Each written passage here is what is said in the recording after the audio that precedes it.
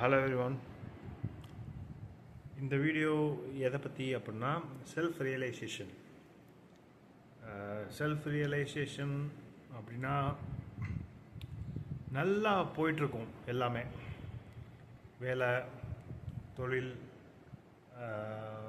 வாழ்க்கை எல்லாமே நல்லா போயிட்டுருக்கும். திடீர்னு எல்லாமே கொலாப்ஸ் ஆகிடும். எப்படி கொலாப்ஸ் ஆச்சு, யாருனால கொலாப்ஸ் ஆச்சு அதெல்லாம் தெரியாது. ஆனால் திடீர்னு கொலாப்ஸ் ஆகிடும். கொலாப்ஸ் ஆகிட்டு ஒரு பிரேக் வரும். அந்த பிரேக் வந்து நீங்கள் ஏற்படுத்தின பிரேக்காக இருக்காது.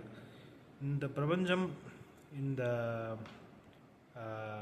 சூழ்நிலைகள், இயற்கை இது வந்து ஒரு பிரேக்கை உங்களுக்கு உருவாக்கும். அந்த பிரேக் வந்து எப்போனாலும் வரலாம். சில பேருக்கு அது கரியர் பிரேக்காக வரும், சில பேருக்கு அது விபத்துகள் மாதிரி வரும், சில பேருக்கு திடீர்னு எல்லாமே நல்லா போயிட்டுருக்கும், திடீர்னு ஒரு 6 மாதம் 7 மாதம் டல் அடிச்சிருவாங்க, எதுவுமே நடக்காத மாதிரி இருக்கும். அந்த மாதிரி ஒரு பீரியடு தான் இப்போது எனக்கும் போயிட்டுருக்கு. கிட்டத்தட்ட 10 வருஷமாக ஒர்க் பண்ணிகிட்டு இருந்தேன். இப்போது லாஸ்ட் இந்த மேலேருந்து இந்த செப்டம்பர் அக்டோபர் வரைக்கும் ஒரு பாஸ் தேவைப்பட்டுச்சு எனக்கு. ஒரு பாஸ்னால் நம்ம வந்து எதை நோக்கி ஓடுறோம் அப்படின்றதே நமக்கு வந்து தெரியலை ஆக்சுவலாக. இத்தனை நாளாக ஏதோ பின்னாடி ஓடிட்டே இருக்கோம், எதுக்கோ ஓடுறோம்.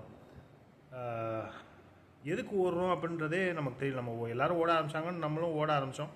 அப்படி ஓடிட்டே இருந்தது. ஒரு டைம் வந்துருச்சு. அந்த டைம் வந்து என்னென்னா, ஒரு கொஞ்சம் கேப் எடுத்து எதுக்கு இவ்வளோ நாள் நம்ம ஓடணும், எதுக்காக நம்ம ஓடுறோம் அப்படின்றத ரியலைஸ் பண்ண வைக்கிறதுக்குன்னு ஒரு டைம் வரும். அதை வந்து அஸ்ட்ராலஜிக்கலி வந்து கார்மிக் கிளென்சிங் பீரியட்னு சொல்லுவாங்க. சில பேர் விவரம் தெரியாதவங்க வந்து ஒரு கெரியர் பிரேக்கை நம்ம எடுத்துக்கிட்டோம் அப்படின்னா, சில பேர் வந்து வேலையை விட்டு தூக்கிட்டாங்க, அவனை புது வேலை தேடிட்டுருக்கான் அப்படின்னு சொல்லுவாங்க. சில பேர் என்ன நினச்சிட்ருப்பாங்க, ஏதோ பிரச்சனையில் இருக்கான் அப்படின்னு நினைப்பாங்க. பட் நமக்கு தான் தெரியும் நம்ம என்ன சுச்சுவேஷனில் இருக்கோன்ட்டு. ஸோ நான் என்ன மாதிரி ஒரு சுச்சுவேஷனில் இருக்கேன்னா, என்னை நானே ரியலைஸ் பண்ணுறதுக்கு,